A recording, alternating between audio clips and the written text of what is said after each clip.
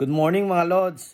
Gusto ko lang i-share sa inyo yung experience ko about yung bagong tools ni Meta, which is affiliation program. So, yung una, mali-mali yung ginawa ko, puro violation siya. So, ito yung wag niyong gagawin ha. Yung una pinindot ko, professional dashboard. Tapos pumunta ako sa monetization.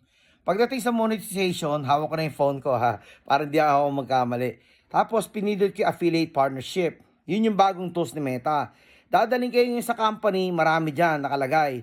Yung nakalagay sa affiliate program, popular products like fashion, home garden, food and drinks, baby and kids. Kayo na bahalang mamili dyan ha.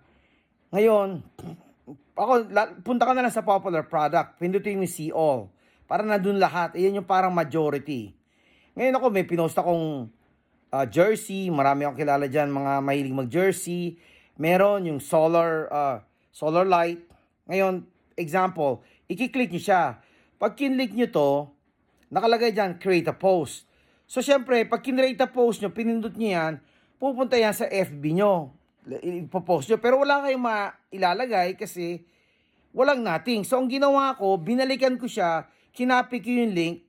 Nung kinapik ko yung link, sabay, bumalik ako sa FB, pinaste ko yung link. Lalabas lahat ito. So, ngayon, pagka ito, i-pinaste nyo doon, ibang format siya. Kasi na-notice ko, yung format niya, yung link nasa taas. Tapos, lahat ng description, nandun na sa FB nyo. Ngayon, i-click mo lang yung post. Yun yung pagkakamaling ginawa ko. So, ngayon, nung ginawa ko siya, pinost ko kagad tatlong product, isa yata, parang electric fan. Ang dami naman tumingin, may mga tumingin siya. Tapos, in an hour, may mga tumingin na siya. Hindi siya gano'ng karami, pero marami rin.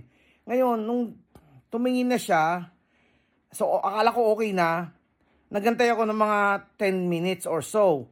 Para makita ko yung kasi sa gilid nun, sa bandang left side, may see inside and ads. Ngayon, yun pag magpo-post kayo sa FB, kailangan pipindutin niyo yan palagi. Kasi, dyan mo makikita kung may violation yung post mo eh. So, nung pinindit ko siya, ang gara, lumabas, 2 violation. So, I'm like, what's this? Diba? Akala ko affiliation program to. So, bakit? Nung pinost ko siya, may mali. So, sinabi yung sa taas, sinasabi na, nakalagay, hindi raw to marireach ng maraming tao, at marirestrict yung pagtingin ng mga tao dito. So, ngayon pinindot ko siya para malaman ko kung ano yung violation ko. Pag tinignan ko siya, nung pinindot ko siya, ang sabi, yung yung link nasa taas. Yung nilalagyan mo ng mga wordings, parang caption or something, nandun siya. So, pinag-isipan ko siya, kasi natatandaan ko, pagka nanonood ako ng mga ibang affiliation, sinasabi nila, the comment or the link on the comment is below. It's on the comment. Parang ganun sinasabi na. So, baga, in short, palagi sinasabi ng mga nag-affiliate na yung link nasa comment section. So, doon finigure out ko kung, teka muna, kaya pala violation siguro to kasi yung link nandun sa taas. Yung naglalagay kayo ng mga dinidescribe nyo, tsaka mga hashtag nyo dun sa taas. Kasi matik siya, dun siya ilalagay ni Meta. So, ngayon, ang ginawa ko, tapos yung isa, sinasabi na may violation daw yun. Hindi naman violation, parang sinasabi, marirestrict siya ng mga makita ng tao kasi walang picture. So ngayon, ito ang ginawa ko. Ang ginawa ko is, niredo ko siya, delete. Sayang nga may mga tumingin tsaka may nag-like. So dinelete ko siya, ginawa ko, in-screenshot ko yung picture mismo nung product. So ngayon, nung in-screenshot ko siya, kinopy-link ko na rin. Okay, so, nung nilagay ko create a post, instead, inilagay ko yung picture doon sa pag-post, tapos nilagyan ko ng caption, hashtag doon sa taas, and then pinost ko siya.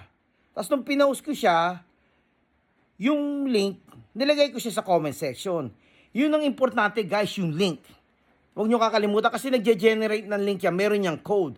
Para pag halimbawa ako mamimili Nakita ko yung link nyo sa comment section. Pinrest ko yon.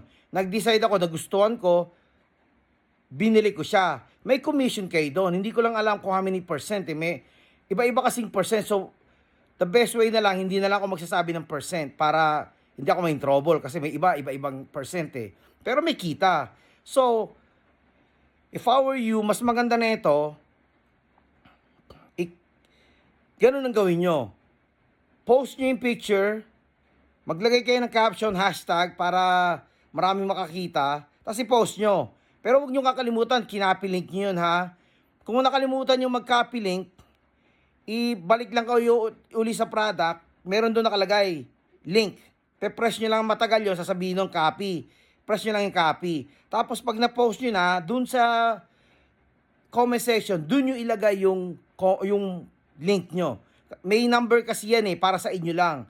So pagka na-click yan ni customer, tapos bumili siya under your link, may commission kayo doon. That's how it works, guys. Believe me, it took me a minute to figure it out kasi ang daming babasahin, ang daming trials and error, and yun, nakuha ko na. Kasi nung pinost ko siya, nandun na yung link, wala na siyang violation. Nakalagay doon sa insight and ads, wala nang violation. Green na siya, may check na. So, it's all good, guys.